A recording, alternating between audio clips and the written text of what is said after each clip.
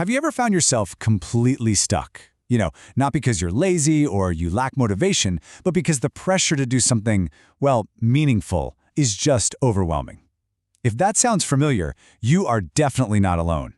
Today, we're going to dive into a really fascinating idea called the paradox of helplessness. This counterintuitive concept that our very search for meaning might be the exact thing that's paralyzing us. It all kind of starts with this one question we're always asking ourselves, right? Before we start pretty much anything, a project, a hobby, even just a simple task, we hit pause and we think, okay, is this actually useful? Is this going to help me grow? Is this really worth my time? Now, on the surface, that sounds super responsible. But what if that very question is actually setting a trap? And that's what this first section is all about, the trap towards meaning. It's this idea that the path we think is leading us to a rich, meaningful life can sometimes dump us in the exact opposite place, totally and completely stuck. Let's dig into how that actually works. Think about it. From the time we're kids, we just absorb this idea. It's like the gospel of productivity, Every minute has to be optimized. Every single action should be a step up some ladder. We're conditioned to believe that for a life to be good, everything we do has to have some clear, valuable result at the end of it. And here's where it gets things totally backwards. This mindset, it flips the whole natural order of things. See, instead of discovering meaning through the things we do, we start demanding that an action prove its worth to us before we'll even lift a finger. We're basically putting our own motivation on trial before it even gets a chance to get started. So this pressure cooker of constant self-evaluation, it leads us straight into what's known as the paradox of helplessness. It's the perfect name for that feeling of being frozen, right? Just totally unable to move forward, even when you really, really want to. And this belief right here, this is the engine that drives the whole paradox. When our internal rule is that every action must lead to growth, then anything that doesn't guarantee a payoff suddenly feels like a total waste of time. Or even worse, it feels like a potential failure. Okay, so this is the absolute key. This feeling of helplessness, it's not about being lazy, it's not about a lack of willpower, it's a strategic shutdown. It's your brain slamming on the emergency brakes because the standards you've set for yourself are just so impossibly high that doing nothing feels way safer than trying and failing. Let's just walk through how this happens, step by step. So first, we set that super high bar. This has to be meaningful.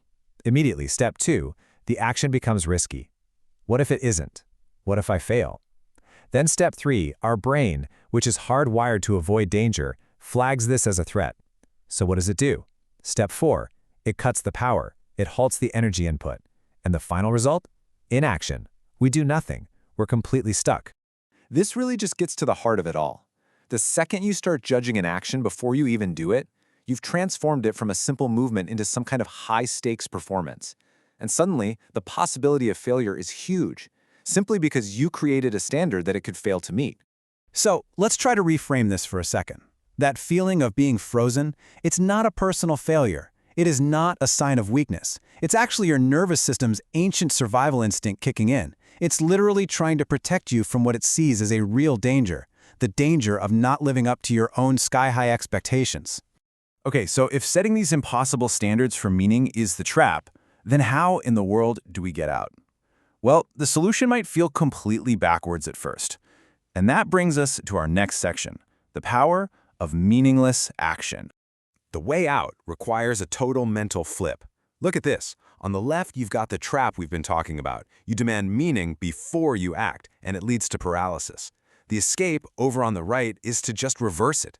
We start with action, like any action, and we just let the meaning show up on its own, naturally.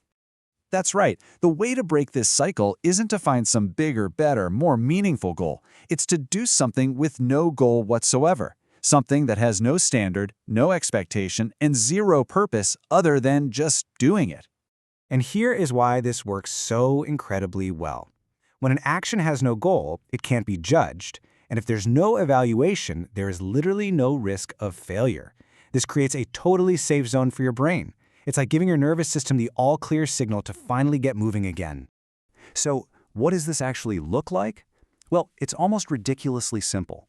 We're talking about doodling on a scrap of paper, taking a walk just to walk, not to get to any destination, tidying up just one little corner of your desk. There's no way to fail at these things. They are pure movement. And that's the key that starts the engine again. And this all brings us to our final and maybe the most important takeaway of all. We have to fundamentally change how we think about meaning itself. Because meaning isn't the prerequisite for action. Meaning is the result of it. This is the natural, organic way it's supposed to work. It all starts with simple movement. That little bit of action, whether it's physical or mental, it generates a little bit of energy. That energy then allows for more action, which creates new experiences for you. And it's only from that collection of experiences that a real sense of meaning starts to bubble up. Let's just sit with this for a second, because it's so powerful. Meaning isn't some destination way out there in the distance that you have to march towards. It's more like the footprints you leave in the sand behind you as you walk. It's a trace, a byproduct of just living and doing things. So the paradox kind of solves itself right here. When you treat meaning like this heavy thing you have to hunt down and carry, life just becomes exhausting. But when you give yourself permission to just move, to just act, to just live, all that pressure lifts. Life starts to feel lighter. And ironically, that's when it starts to feel a whole lot more meaningful. And so we're left with this one final question. It kind of reframes the whole struggle, doesn't it? The real challenge isn't about finding the courage to do some big, grand, meaningful thing. It's about finding the courage to do the small, simple, meaningless things. The courage to act without needing a result and to just trust that by simply moving forward, meaning will eventually find you.